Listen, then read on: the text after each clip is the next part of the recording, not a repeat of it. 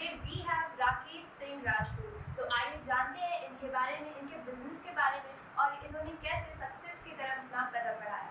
तो sir please आप अपने बारे में बताएं और अपने बिजनेस के बारे में। मैं Rakesh Singh Rajput, general manager of Nathu sweet Varanasi. Actually हमने 1 साल पहले नाथू स्वीट को यहाँ पे ओपन किया है बनारस में। हमारा 30 साल पुराना बिजनेस ऑलरेडी है जो हम दिल्ली से बिलोंग करते हैं। 1939 में हमने नाथू स्वीट्स को लॉन्च किया था फर्स्ट टाइम। हरियाणा के रहने वाले जो हमारे डायरेक्टर हैं वो दिल्ली है। दिल्ली आने के बाद उन्होंने फिर एक छोटा सा अपना आउटलेट डाला था स्वीट्स का। स्वीट्स पर डालने का नाथू के नाम से ही डाला था, बट वहाँ पे इसके पहले किसी और नाम से डाला था, लेकिन वहाँ पे कॉपीज होने लगे थे नाम को लेकर। तो फिर उन्होंने अपना ये नाथू से एक ब्रांड स्टेबलाइज किया और फिर इसी को रन किया। तो हमारे आउटलेट ऑलरेडी लखनऊ में है, फिर हम बनारस में लेके आए हैं। बहुत अच्छा रिस्पॉन्स रहा है यहाँ पे। वाराणसी के लिए नाथू थोड़ा सा नया है, बट हम पुराने ऑलरेडी हैं इस इंडस्ट्री में। हमारे लिए बनारस बिल्कुल नया है। As we know, किसी भी आइडिया को दिमाग में लाना इजी होता है, बट उसको सक्सेस में कन्वर्ट करना बहुत मुश्किल होता है। तो आपके दिमाग में ये आइडिया, ये बिजनेस का आइडिया, रेस्टोरेंट का आइडिया कहाँ से आया और आपने कैसे इम्प्लीमेंटेशन किया? एक्चुअली बनारस में हमारे जो डायरेक्टर हैं, नाथूस के डायरेक्टर, उनका वाराणसी आना जाना लगा रहता है। तो वो बनारस आए तो उन्होंने देखा कि मतलब इस तरह का कॉन्सेप्ट पूरे बनारस में नहीं है।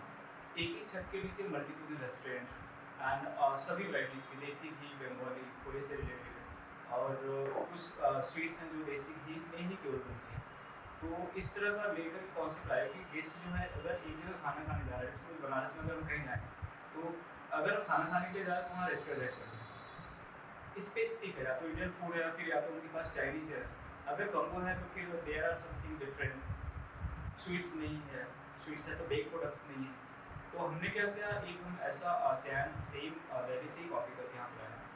एक सब के नीचे प्रॉपर बेकरी हमारी, बेक प्रोडक्ट्स सब कुछ है, केक है, बिस्किट्स हैं, कुकीज़ वगैरह हमारी। फिर हमारी 400+ वैराइटीज़ की स्वीट्स हैं। तो ये सबसे पॉजिटिव रहा है कि हम ये नहीं सोचते हैं कि वो हमारे लिए नया है सिटी। हमारा सबसे जो स्ट्रॉन्ग है थॉट्स है वो प्योरिटी का, 100% ऑथेंटिक और प्योर मटेरियल्स है। जैसा कि हम जानते हैं कि स्वीट्स का नाम लेते ही सबके मुंह में पानी आ जाता है। बनारस वालों का तो फेवरेट है स्वीट। बहुत फूडीज है लोग यहाँ पे। बिल्कुल। तो आपके यहाँ पे ऐसी कौन-कौन सी डिशेस है जो हमें ट्राई करना चाहिए? आप हमें रिकमेंड करें। हमारे पास अगर आप आ रही है तो हमारे पास फ्रूट रबड़ी है स्वीट्स में, पाइनएप्पल रबड़ी है, मलाई रोल है, मलाई किंग है, ब्राउन रबड़ी हमारी प्लेन रबड़ी बहुत स्पेशल है, लोगों को बहुत अच्छा लगा यहाँ पे। इवन बनारस में ऑलरेडी यहाँ पे बहुत सारे लोगों के पास ये मटेरियल्स हैं, अच्छी क्वालिटी में लोग रखे हुए हैं। अपना उनका खुद का एक उनकी एसओपी है, बट हम बिल्कुल यूनिक लेके आए जो हमारा बिल्कुल टेस्ट अलग है। और सेकेंडरी क्या, हम एक चाट का कॉन्सेप्ट बनारस में लेके आए। जैसे दही बल्ला हो गया, बल्ला पापड़ी चाट हो गया, राज कचरी हो गई, लच्छा हो गई। तो इस तरह का लेके वो बहुत लोग पसंद कर रहे हैं। हालांकि सबके लिए कॉमन नहीं है, कुछ लोगों को यहाँ पे चैलेंजेस हमारे लिए आ रहे हैं कि पसंद नहीं हो रही है, लेकिन जो दिल्ली में जाकर के खा के आए हुए उनको यहाँ पे वो चीज़ें अवेलेबल बड़ी ईजिली होता है। जैसे हमारा दही बल्ला पापड़ी, राज कचरी हमारा बहुत फेमस है, लोगों को बहुत पसंद है। लाइट स्वीट्स हैं और केक में हम एक रसमलाई केक अपना इंट्रोड्यूस करें जो हमारी रेसिपी है, बहुत अच्छा उसका फीडबैक रहा है, लोग उसको बहुत पसंद कर रहे हैं। यार ये यूनिक है, ये केक मतलब यहाँ पे नहीं था किसी के पास।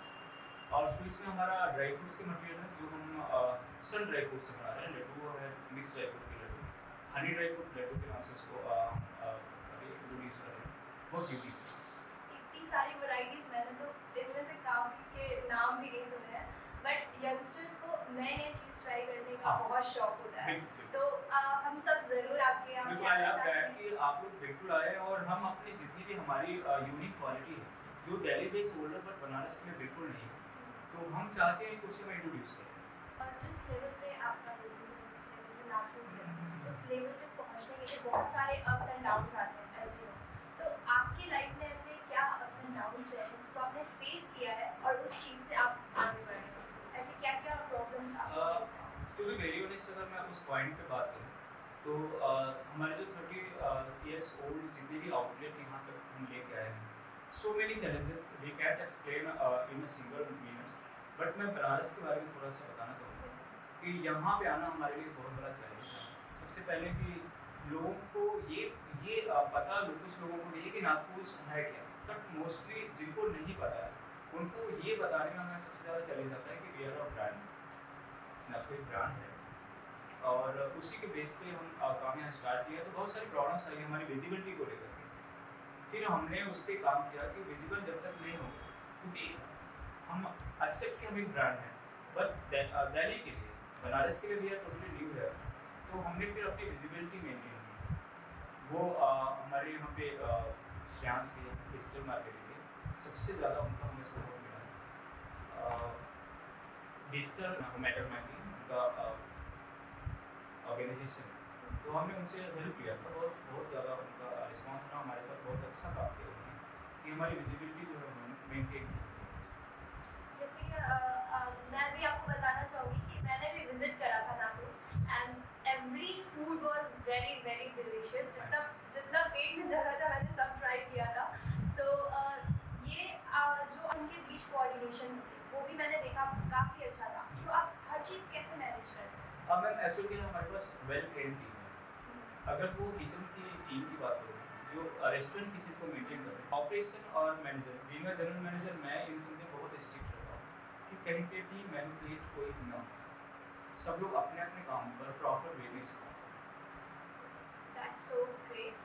तो जैसे ही हम छोटे बच्चे होते हैं, हमारे ड्रीम्स अलग होते हैं, ख्वाब अलग होते हैं। तो आपके जब 6, 7, 8 इयर्स के अराउंड हो गए, तो आपके क्या ड्रीम्स है कि मुझे क्या बनना है? It's very interesting question for you. Actually बचपन में मेरा शौक था, I want to be a software engineer. Punjab Technical University से 2014 में मैंने बीटेक क्वालिफाई किया, फिर इन्फोसिस में जॉब किया मैंने 1 साल की। तो इन्फोसिस में जॉब करने के साथ साथ मैं पार्ट टाइम में जीरोपुर में एक रेस्टोरेंट ओपन हुआ था, 4 आउटलेट एक साथ ओपन करने के साथ गोविंदम स्वीट्स का। तो वहाँ पे मैंने उनका नेटवर्किंग का काम स्टार्ट किया पार्ट टाइम। फिर वहाँ पे मुझे लगा कि यार मुझे इस इंडस्ट्री में आना चाहिए। फिर मैं HL किया और प्रॉपर्टी से इंडस्ट्री में। तो अभी क्या है, ये मेरा प्रोफेशन ही हो गया।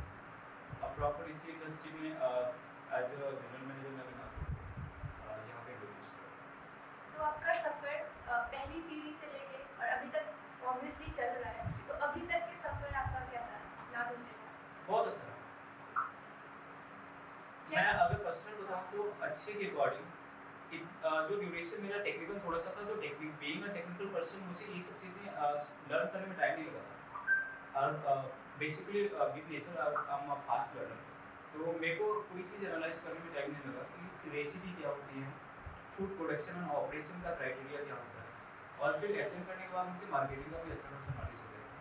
तो मार्केटिंग और प्लस फूड प्रोसेसिंग जितने भी कॉन्सेप्ट हैं, ये सब प्रॉपरली मैंने अपने लेवल पे 100% दिया। और ना तो स्वीट्स को जब मैं इंट्रोड्यूस किया, तो मैं ना हम just not a general manager थे, मैंने यहाँ पे बॉस को डायरेक्टली बोला था कि I am working as a boss. मैं यहाँ पे एज अ मतलब जनरल मैनेजर, मैं किसी इंडस्ट्री में मैं जनरल मैनेजर मैनेजर पोस्ट पे काम नहीं किया। मैंने जब भी किसी भी ऑपरेट को हैंड ओवर लिया तो ऐसे तो मेरा 100% उस ऑर्गेनाइजेशन के लिए था।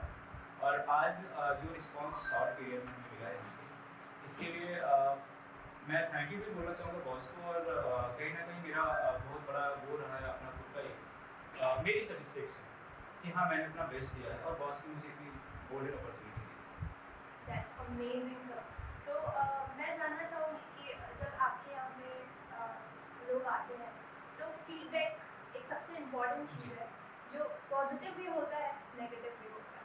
तो आप नेगेटिव फीडबैक से कैसे मैनेज उसको कैसे करते हैं? मैं नेगेटिव फीडबैक में 2 क्राइटेरिया हमने रखा है। एक तो हमारी जो रेसिपी SOP है, जो नाथू की SOP है, मैं थोड़ा सा प्रैक्टिकली अगर आऊँ तो जैसे तो हमने राज कचौरी इंट्रोड्यूस किया टेबल पर, कुछ गेस्ट का फीडबैक रहा है कि यार राज कचौरी ऐसे नहीं बनती है, ये राज कचौरी नहीं है। और कुछ गेस्ट का रहा कि एक्चुअल में राज कचौरी यही है, बनारस में तो ये है ही नहीं। तो इस तरह से हमने क्या है गेस्ट के फीडबैक को लिया है, हमने गेस्ट को कन्विंस किया है कि सर राज कचौरी हमारी यही है, ये हमारी SOPs है। अगर आपको कुछ आपका फीडबैक है तो बताइए, हम उस पर इम्प्लीमेशन करना चाहेंगे, क्योंकि खाना आपको है, हमें तो खिलाना है। तो जो फूड हम सर्व कर रहे हैं वो आपके अकॉर्डिंग होना चाहिए, बट हम दूसरे स्टैंडर्ड हमें मेंटेन भी करना है अपना, कि हमारी जो SOPs है, जो हमारा स्टैंडर्ड राज कचौरी किस तरह से प्रिपेयर होती है, उसमें मीठी दही होती है, दही के अंदर हम पर्स होते हैं, तो ये सब मिला करके दही को हैंग करके उसके बाद फिर उसका जो वाटर होता है निकाल करके फिर उसको हम प्रॉपर एक लेजी पेस्ट बनाते हैं दही का, वो फिर उसमें यूज़ करते हैं। इस तरह का कॉन्सेप्ट हमारा विचार था।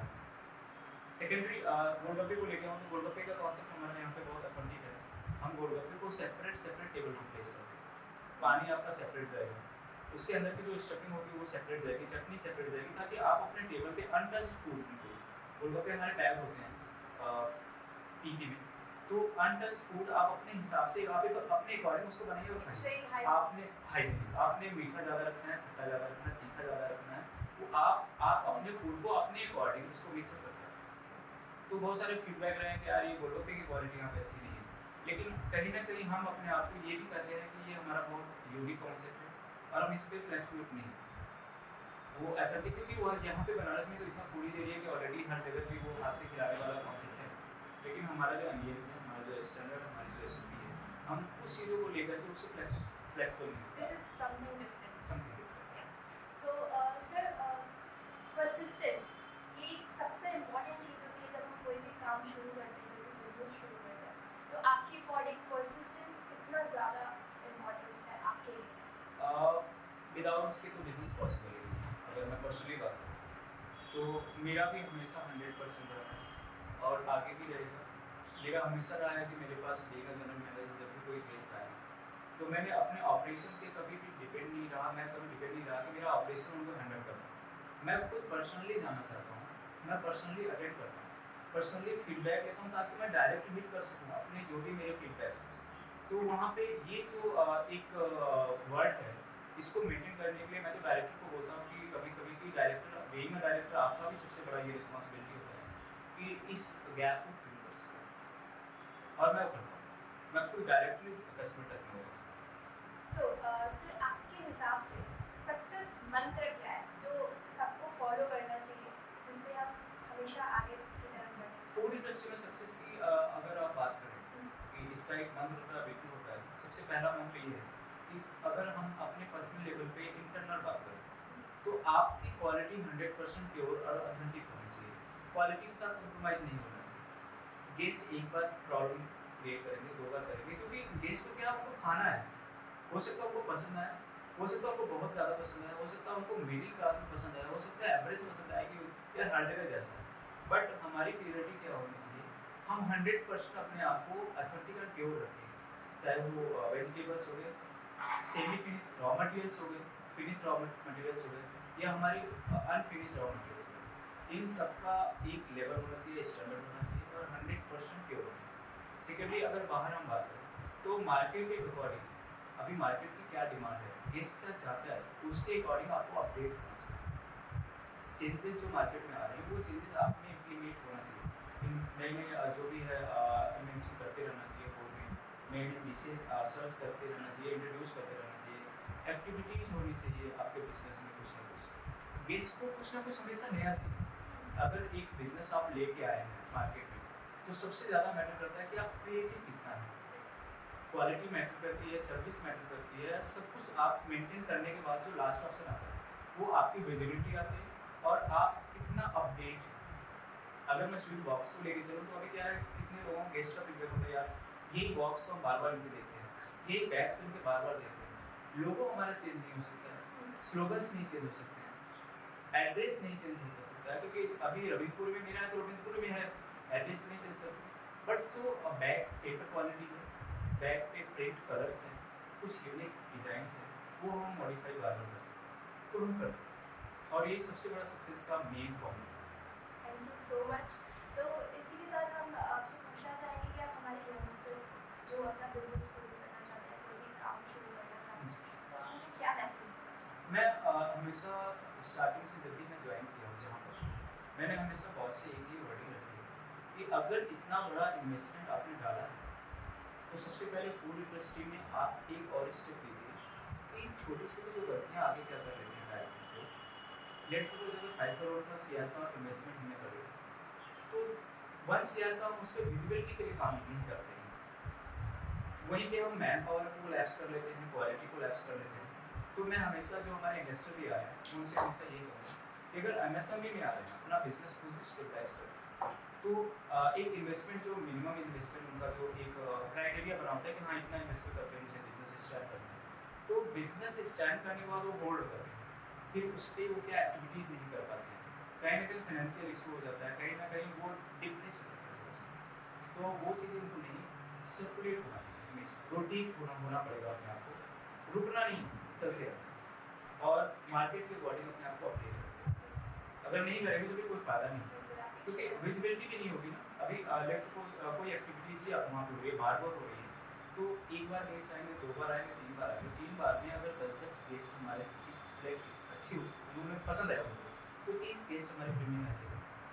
तो मैं हमेशा प्रेफर करता हूँ कि इन्वेस्टमेंट के बाद जो इन्वेस्टर आ रही है बिजनेस में इन्वॉल्व होना भी चाहिए, अपना खुद का बिजनेस होना चाहिए, वो इन्वेस्टमेंट के साथ साथ उसके आगे का भी प्लान बड़ी स्थिति से शुरू करें, लैप्स ना करें, वो फेलियर का एक रीज़न होता है। लेट्स सपोज उन्होंने कॉस्ट कंट्रोल कर लिया, मैन पावर कंट्रोल कर लिया, तो मैन पावर एक मैटर करती है, आपके पास अगर मैन पावर नहीं रहेगा तो फिर वो काम नहीं हो सकता, और एक टीम होनी चाहिए, विदाउट टीम कुछ नहीं हो सकता, अकेला अकेला बंदा कुछ नहीं कर सकता। तो अगर स्टेप आप लिए हैं तो उस स्टेप को कंप्लीट वहाँ तक लेके जाइए जब तक आप सक्सेस का प्रॉपर रिस्पॉन्स आपको ना मिले, उसके बाद आप एक्टिविटीज़ कर सकते, अपडेशन कर सकते, बस। So I have one more interesting question for you कि जब आप किसी शो को देखते हैं, फिर कोई इट्स लाइक अनदर फील्ड, जब आप देखते हैं तो आप सोचते हैं कि why would I have this, कि मैं यहाँ पे क्यों नहीं हूँ, मुझे यहाँ पे होना चाहिए। ऑब्वियसली ये सबके माइंड में होता है कि आपके माइंड में क्या आता है, हम वो जानना चाहते हैं।